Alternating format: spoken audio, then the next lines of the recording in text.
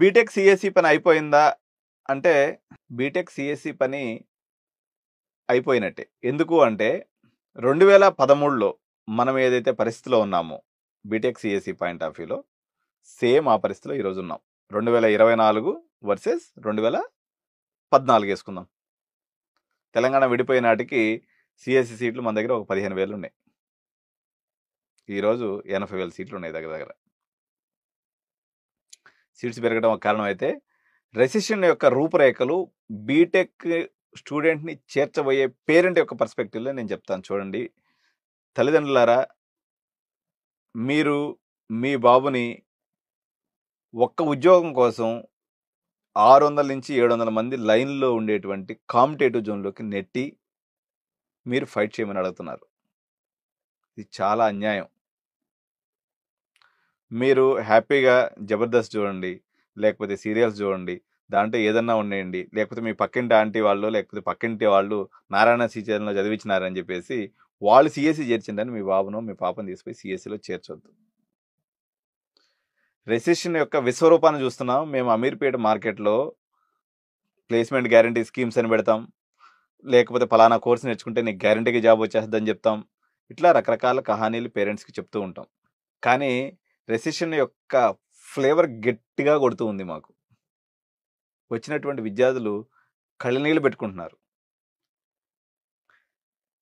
అందరూ మనం ఎగేసుకొని అమెరికా అంటేనే మన తెలుగు వాళ్ళు అంటేనే అమెరికా. దాదాపు 2-3 లక్షల మంది వెళ్ళారు.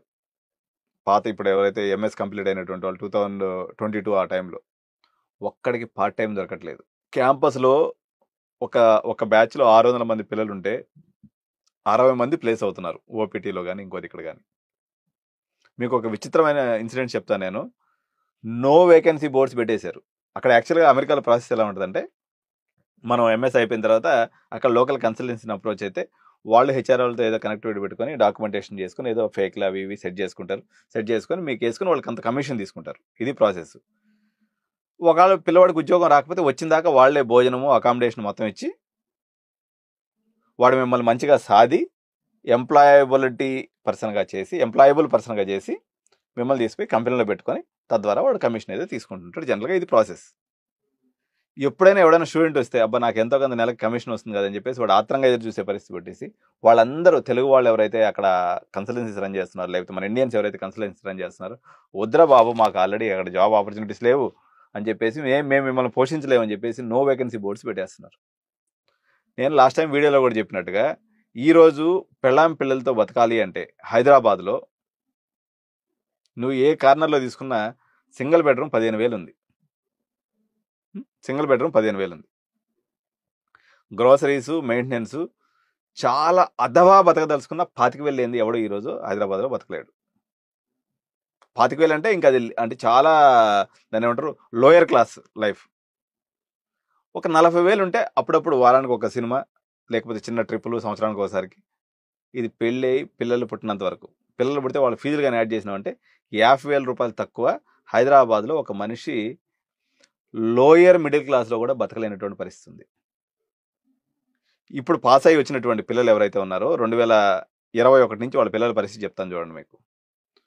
2021లో సిఎంఆర్ మల్లారెడ్డి లేకపోతే సిబిఐటి ఏ కాలేజీ నుంచి అయినా కానీ చాలా మందికి ఆఫర్ లెటర్లు చేతికి వచ్చినాయి. 2022 బ్యాచ్ పాస్ అవుట్ పిల్లలకి ఒక్కడికి కూడా కంపెనీస్ లోపలికి పిలవట్లేదు. వాళ్ళు ఇచ్చినటువంటి ఆఫర్లని హానర్ చేయట్లేదు. కాలేజీ వాడు పోయిన సంవత్సరం దొబ్బినాడు, 10 లక్షలు డొనేషన్ దొబ్బినాడు, మళ్ళీ మీకు సీట్ ఇచ్చినాడు. కానీ ఆఫర్ లెటర్ ఇచ్చి చేతిలో పట్టుకున్నాడు మాత్రం అమీర్పేటలో కూడా అడుక్కు తింటున్నాడు. వాళ్ళు నేర్పించి పంపించింది పాపం ఒకే ఒక సబ్జెక్టు జావా. ఆ జావాలో కూడా కోర్ జావా, ఆ కోర్ జావాలో కూడా ఓన్లీ థియరీ.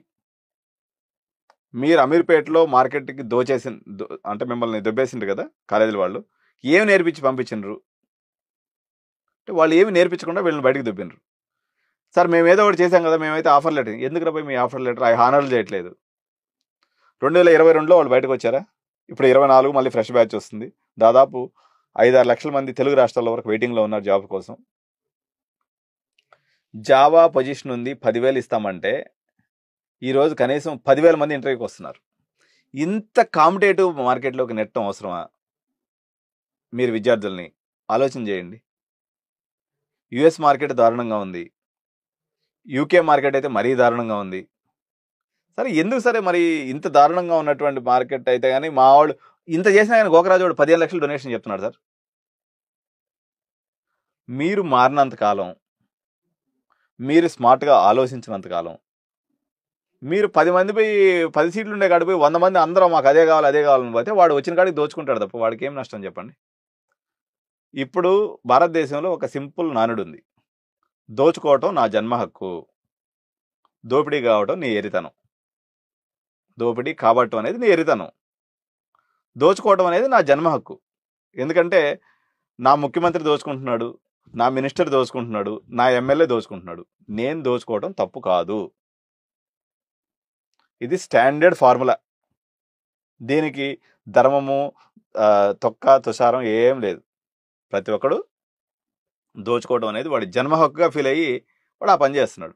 పాపం ఇంతమంది మినిస్టర్లు చేయంగా, ఇంతమంది ఎమ్మెల్యేలు చేయంగా, ఇంతమంది ముఖ్యమంత్రులు చేయంగా పాపం కాలేజీ వాడు దోచుకుంటే తప్పే ఉంది. వాడికి అందులో మీరు ఎగబడిపోతున్నారు, వాడు గడిచుకుంటున్నాడు. పాపం వాడు తప్పేమని చెప్పండి. కనీసం మీలో స్మార్ట్గా ఆలోచించేటువంటి సగం భుజం తట్టుకొని మనం ఏ దిశలో ఉన్నాము, మార్కెట్ ఎడిపోతుంది, కనీసం మీరు అడ్మిషన్లు తీసుకునేటప్పుడు ఆ కాలేజీకి పోయి సార్ మీ పాత బ్యాచ్ల పిల్లలు ఏం చేస్తున్నారు అనేటువంటి ఎంక్వైరీ చేసే పేరెంట్స్ 1% కూడా ఉండరు. మంచిగా చూసుకుంటారు, ఎండాల సౌండ్ దగ్గర పోయి నామం పెట్టుకుంటారు, ఆడికి పోయి నామం పెట్టుకొని వస్తారు. ఎన్నో అవకాశాలు ఉన్నాయండి. ఈరోజు మేము మా దగ్గర అనేక రకాలైనటువంటి ఇంటర్న్షిప్ ఆఫర్స్ రన్ చేస్తున్నాం. నిజంగా నేను చెప్తున్నా, అమెరికా తెల్లవాడు ఎంత రెస్ట్రిక్షన్ వచ్చినా భారతదేశం పోద్ది, ఆడు పక్క దేశం పోద్ది, కానీ వాడికేం కాదు. ఎందుకంటే వాడు ప్రాక్టికల్ బేస్డ్ ఎడ్యుకేషన్ చేస్తాడు, వర్క్ నేర్చుకుంటాడు. ఇండియన్స్ హార్డ్ వర్కింగ్ కమ్యూనిటీ అండి, దాంట్లో నో డౌట్. మన వాళ్ళు చాలా హార్డ్ వర్క్ చేస్తారు. మీరు హార్డ్ వర్క్ని డైవర్సిఫైడ్ టెక్నాలజీస్లో పెట్టండి. మార్కెటింగ్ చేయొచ్చు, లేకపోతే మెకానికల్ ఇంజనీరింగ్ చేయొచ్చు, సివిల్ ఇంజనీరింగ్ చేయొచ్చు, లేకపోతే ఇంకేదైనా చేతి పని నేర్చుకోవచ్చు, లేకపోతే రియల్ ఎస్టేట్. భారతదేశమే ఒక గుడి దేశం. ఎందుకంటే అవసరమైనటువంటి టెక్నాలజీస్ మన వాళ్ళు చేయరనమాట. ఎందుకంటే మన మీద రుద్దబడేటువంటిదే పైన గందరగోళంగా రుద్దుతారు. కనీసం మీరు చదువు లేనటువంటి పేరెంట్స్ ఉన్నారు, వాళ్ళకి ఏం అర్థం కాదు ఇప్పుడు నేను చెప్పేది కూడా. చదువుకున్నటువంటి వాళ్ళు, ఐటీ రంగంలో ఉన్నటువంటి వాళ్ళు, మీకు తెలియదండి పరిస్థితులు. మీరు లాస్ట్ 10 years నుంచి మీరున్నారు ఐటీ రంగంలో, ఏముంది గ్రోత్ చెప్పండి. ఈరోజు గవర్నమెంట్ సెక్టార్లో